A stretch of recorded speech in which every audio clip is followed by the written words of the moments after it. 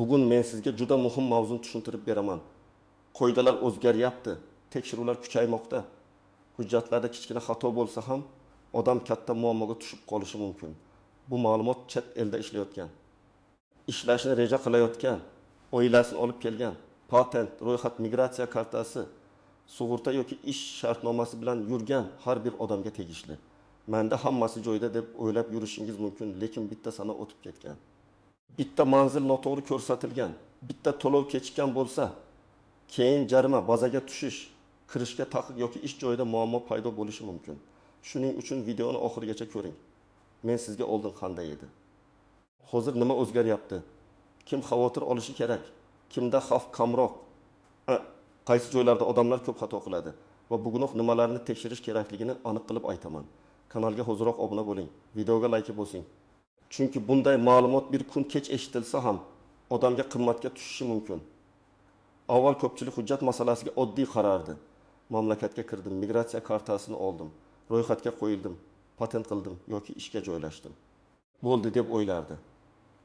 Ayrimlar bir joyda yashab, boshqa manzilga ro'yxat qildirardi. Kimdir ish joyini almashtirardi, lekin hujjatlarda ish beruvchi qolardi.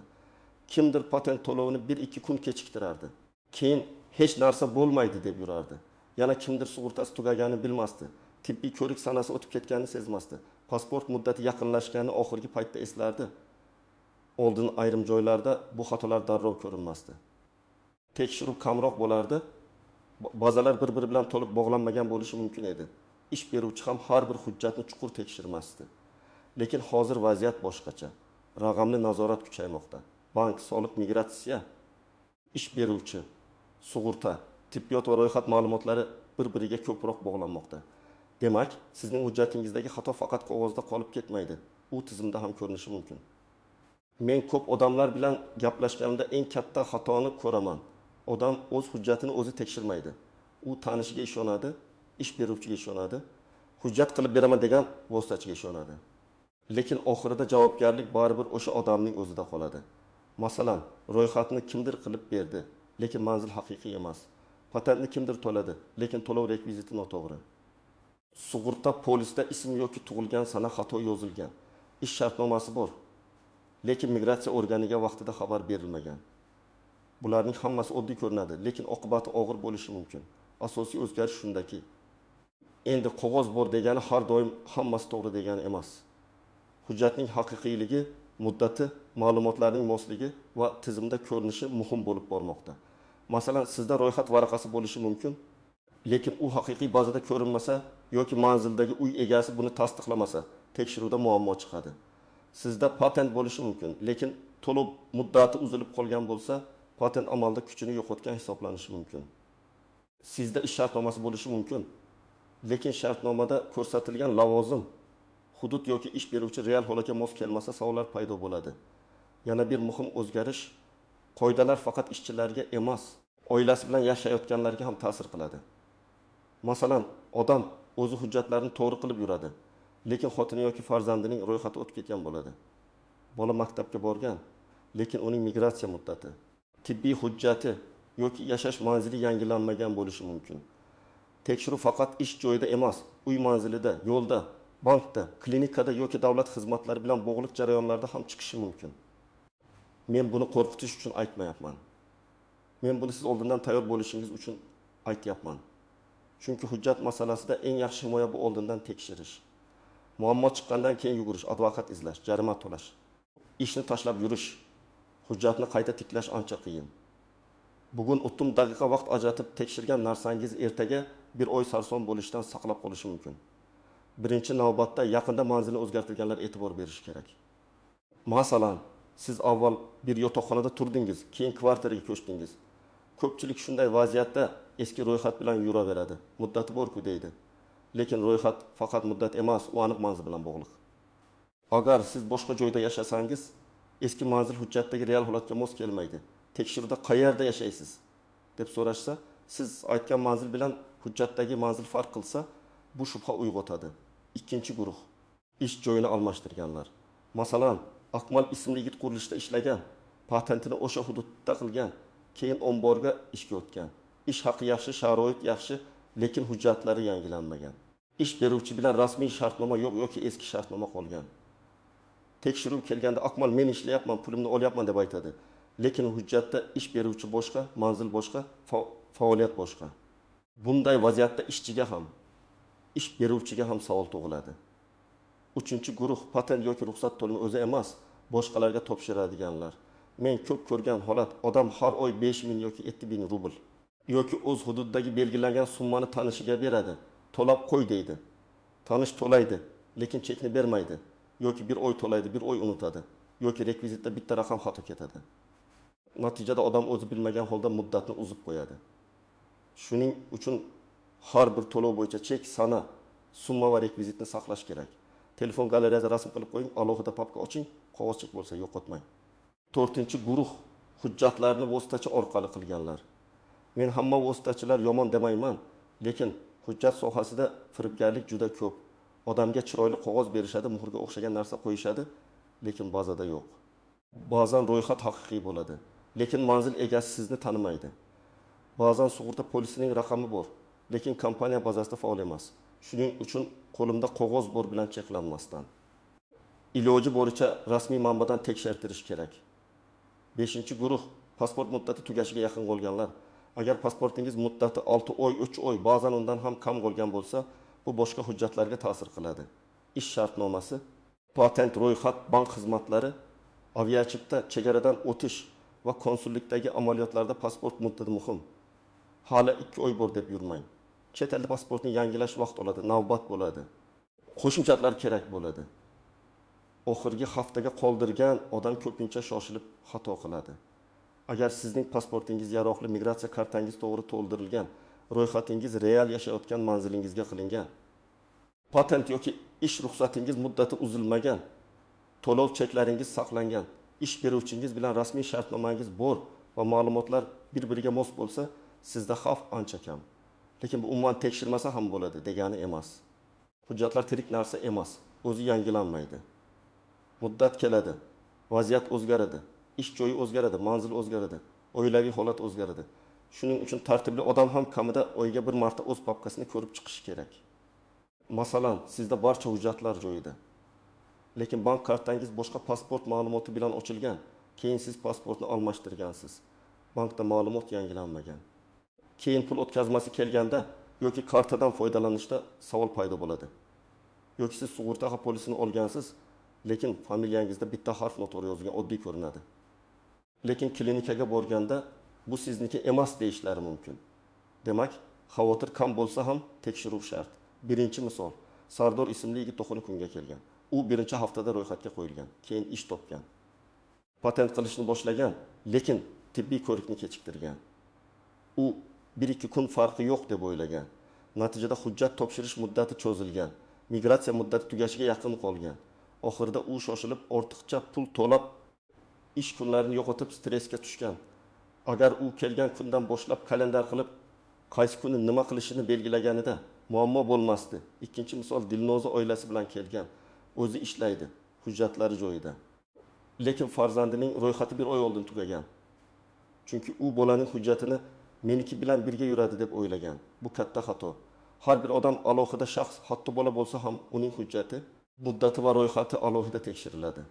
Farzand maktabga borsa, tibbiy xizmat olsa yoki uy manzili tekshirilsa, muammo chiqishi mumkin.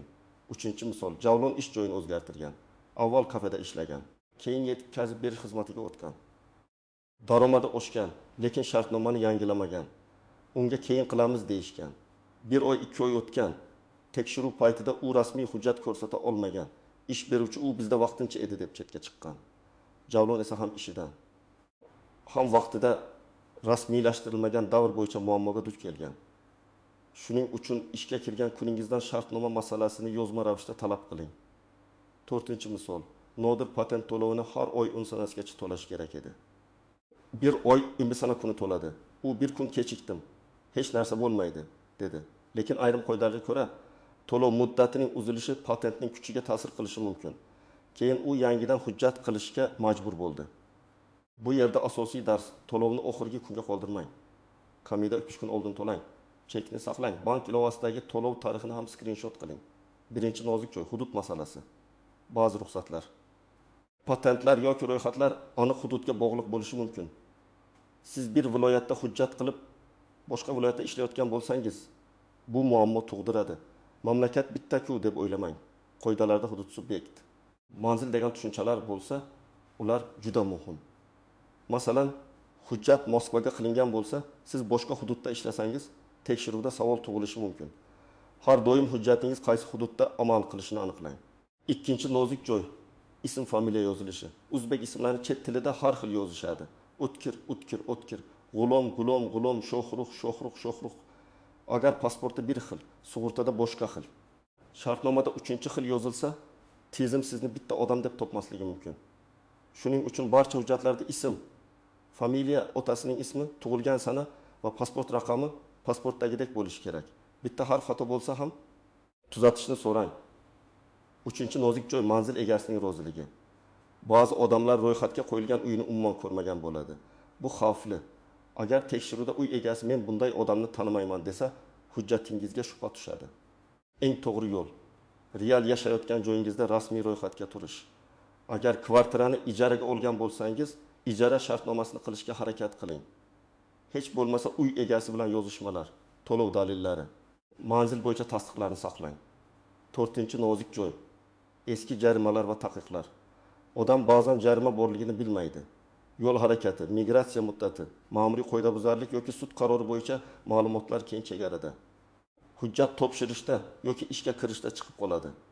Shuning uchun vaqti bilan o'zingiz haqingizdagi qarzdorlik, jarima, taqiq yoki sud ijro hujjatlari bor yo'qligini tekshirish kerak. Buni rasmiy saytlar, davlat xizmatlari portallari yoki vakolatli idoralar orqali qilish ma'qul. 5-nozik joy, bolalar va qaramog'ingizdagi oila a'zolari. Ko'pchilik faqat ishlayotgan odamning hujjati muhim deb o'ylaydi. Aslida oilangiz siz bilan yashayotgan bo'lsa, ularning ham ro'yxati, tibbiy hujjatlari, pasporti yoki tug'ilganlik guvohnomasi, maktab va klinika hujjatlari tartibda bo'lishi kerak. Ayniqsa farzandning hujjatlarida ota-onasining ma'lumotlari, familiyalar mosligi, tarjima va notarial tasdiq masalalariga e'tibor bering. 6-nozik joy, menga aytishdigan gapga ishonish. Hujjat masalasida og'zaki maslahat yetarli emas. Kimdir bunday qilsa bo'ladi deydi. Boshqa odam men ham shunday yuribman deydi. Lekin har bir odamning vaziyati boshqacha, kirgan sanasi boshqa, fuqaroligi boshqa, ish turi boshqa, hududi boshqa, oilaviy holati boshqa. Shuning uchun men doim aytaman, sizga tegishli qarorni rasmiy manba, hujjat yoki mutaxassis xulosasi asosida qabul qiling. Birinchi qadam, barcha hujjatlaringizni bitta joyga yig'ing. Pasport, migratsiya kartasi, ro'yxat hujjati, patent yoki ruxsatnoma, ish shartnomasi, sug'urta polisi, tibbiy ko'rik hujjatlari, iğne yoki soliq raqami, bank hujjatlari, ijara shartnomasi, to'lov cheklari, jarima to'lovlari bo'yicha kvitansiyalar. Agar oilangiz bilan bo'lsangiz, har bir oila a'zosi uchun alohida papka qiling. Telefoningizda ham hujjatlar degan papka oching va hammasining skaner yoki fotosuratini saqlang. Ikkinchi qadam, muddatlar jadvalini tuzing. Oddiy daftar yoki telefon kalendari yetarli. Pasport muddati qachon tugaydi? Ro'yxat qachon tugaydi? Patent to'lovi qaysi sanagacha? Sug'urta qachon yangilanadi? Tibbiy ko'rik muddati qachon? Ish shartnomasi qachongacha? Har bir sanadan 10 kun oldin eslatma qo'ying. To'lovlar bo'yicha esa 3-5 kun oldin eslatma qo'ying. Oxirgi kunga ishonmang, chunki bank ishlamasligi, ilova xato berishi, dam olish kuni bo'lishi yoki pul kech tushishi mumkin. 3-qadam. Ma'lumotlarning mosligini tekshiring. Pasportdagi ism familiya bilan ro'yxatdagi ism familiya bir xilmi? Tug'ilgan sana to'g'rimi? Pasport raqami to'g'rimi? Migratsiya kartasidagi kirish sanasi ro'yxatdagi sana bilan mosmi? Ish shartnomasida sizning lavozimingiz, ish joyingiz, ish beruvchingiz aniq yozilganmi? Sug'urta polisida xato yo'qmi? Agar xato topsangiz, mayli, yuraversin demang. Xatoni tuzatish uchun hujjatni bergan tashkilotga murojaat qiling. 4-qadam. Rasmiy tekshiruv kanallaridan foydalaning. Qaysi mamlakatda bo'lsangiz, o'sha davlatning migratsiya xizmati, davlat xizmatlari portali, soliq xizmati, sud ijro tizimi, bank yoki sug'urta kompaniyasining rasmiy sayti orqali ma'lumotlarni tekshiring. Agar internetda ko'p sayt chiqsa, ehtiyot bo'ling, firibgar saytlar ham bo'ladi. Rasmiy domen, tashkilot nomi, aloqa raqami va manzilni tekshiring. Hech qachon pasport ma'lumotlaringizni shubhali saytlarga kiritmang. 5-qadam. Ish beruvchingiz bilan hujjat masalasini yozma tartibga keltiring. Agar siz rasmiy ishlayotgan bo'lsangiz, shartnomangiz nusxasini oling. Unda ish boshlagan sana, lavozim, ish haqi, ish vaqti, ish beruvchi rekvizitlari bo'lishi kerak. Agar ish beruvchi keyin beraman desa xotirjam bo'lmang, yozma so'rang. Hech bo'lmasa xabar orqali mening shartnomam qachon tayyor bo'ladi deb yozib qo'ying. Bu keyin dalili bo'lishi mumkin. 6-qadam, ro'yxat va yashash manzilini real holatga moslang. Agar ko'chgan bo'lsangiz, yangi manzil bo'yicha rasmiylashtirishni boshlang. Uy egasi bilan ochiq gaplashing. Menga vaqtinchalik ro'yxat kerak, hujjatlarim qonuniy bo'lishi shart deb ayting. Agar uy egasi mutlaqo rozi bo'lmasa, bunday joyda uzoq qolish xavfli bo'lishi mumkin. Arzon ijara deb keyin katta jarima yoki hujjat muammosiga tushib qolmang. 7-qadam, shubhali vositachilardan ehtiyot bo'ling. Agar kimdir bazaga kiritib beraman, hech qayerga bormaysiz. 100% hal qilaman. Chegara muammosini bir kunda yo'q qilaman desa, juda ehtiyot bo'ling. Qonuniy xizmatda shaffoflik bo'ladi. Qaysi idoraga topshiriladi, qancha davlat boji bor, qancha xizmat haqi bor, qaysi muddatda tayyor bo'ladi, qanday kvitansiya beriladi. Pul berganingizda kvitansiya yoki hech bo'lmasa yozma kelishuv bo'lsin. 8-qadam, agar muammo topilsa, uni yashirmang. Masalan, to'lov kechikkan, ro'yxat tugagan, pasportda xato bor, jarima chiqdi. Bunday paytda eng yomon qaror balki bilinmas deb yurish. Muammo qanchalik erta aniqlansa, uni hal qilish ehtimoli shunchalik yuqori. Vakolatli idoraga boring, maslahat oling. Kerak bo'lsa yuristga murojaat qiling. Jarimani vaqtida to'lang, ariza yozing. Qochish muammoni yo'q qilmaydi, aksincha kattalashtiradi. Agar siz hujjatda xato topsangiz, masalan ism noto'g'ri yozilgan bo'lsa, hujjatni bergan tashkilotga murojaat qiling. O'zingiz bilan pasport asl nusxasi, hujjat nusxasi xatoni ko'rsatadigan dalil va ariza olib boring. Arizada oddiy qilib yozasiz. Mening hujjatimda ma'lumot noto'g'ri ko'rsatilgan. Pasportimdagi ma'lumotlarga asosan tuzatib berishingizni so'rayman. Sana telefon raqami va imzo qo'ying. Arizaning qabul qilinganini tasdiqlovchi belgi yoki raqam olishga harakat qiling. Agar ro'yxat masalasi bo'lsa, pasport, migratsiya kartasi, uy egasining hujjatlari yoki roziligi, ijara shartnomasi bo'lsa, uning nusxasi kerak bo'lishi mumkin. Agar ish shartnomasi bo'yicha muammo bo'lsa, pasport, ishga qabul qilinganlik bo'yicha dalillar, yozishmalar, ish haqi olingani haqida ma'lumotlar, eski shartnoma nusxasi kerak bo'lishi mumkin. Agar jarima yoki qarzdorlik bo'lsa, qaror nusxasi, to'lov kvitansiyasi va shaxsni tasdiqlovchi hujjatlarni tayyorlang. Men tavsiya qiladigan yana bir odat bor. Har bir muhim suhbatdan keyin yozma iz qoldiring. Masalan, idoraga bordingiz, sizga 3 kundan keyin keling deyishdi. Shundan keyin telefoningizga qayd yozing. Qaysi sana, qaysi idora, kim bilan gaplashdingiz, nima dedi. Agar elektron pochta yoki portal orqali murojaat qilish imkoni bo'lsa, undan foydalaning. Chunki yozma murojaat og'zaki gapdan kuchliroq. Bugungi asosiy fikr shuki, qoidalar o'zgaryapti, nazorat kuchaymoqda, hujjatlardagi mayda xatolar ham katta oqibatga olib kelishi mumkin. Sizning vazifangiz qo'rqish emas, tartibga keltirish. Pasportingizni tekshiring, ro'yxatingizni tekshiring, patent yoki ruxsat to'lovlarini tekshiring, sug'urtani tekshiring, ish shartnomangizni tekshiring, oilangiz hujjatlarini ham alohida ko'rib chiqing. Hamma narsa real yashayotgan joyingiz, real ish joyingiz va pasport ma'lumotlaringiz bilan mos bo'lishi kerak. Agar bu videodan keyin hech bo'lmasa bitta hujjatingizni tekshirsangiz, men maqsadimga yetdim deb hisoblayman. Izohlarda yozing. Siz qaysi hujjatni eng ko'p tekshirishda qiynalasiz? Ro'yxatmi, patentmi, ish shartnomasimi yoki jarimalarmi? Men keyingi videolarda aynan siz so'ragan mavzularni alohida tushuntirib beraman. Videoga like bosing. Kanalga obuna bo'ling va yaqinlaringizga ham yuboring. Chunki hujjat masalasida vaqtida eshitilgan bitta maslahat odamni katta muammodan saqlab qolishi mumkin.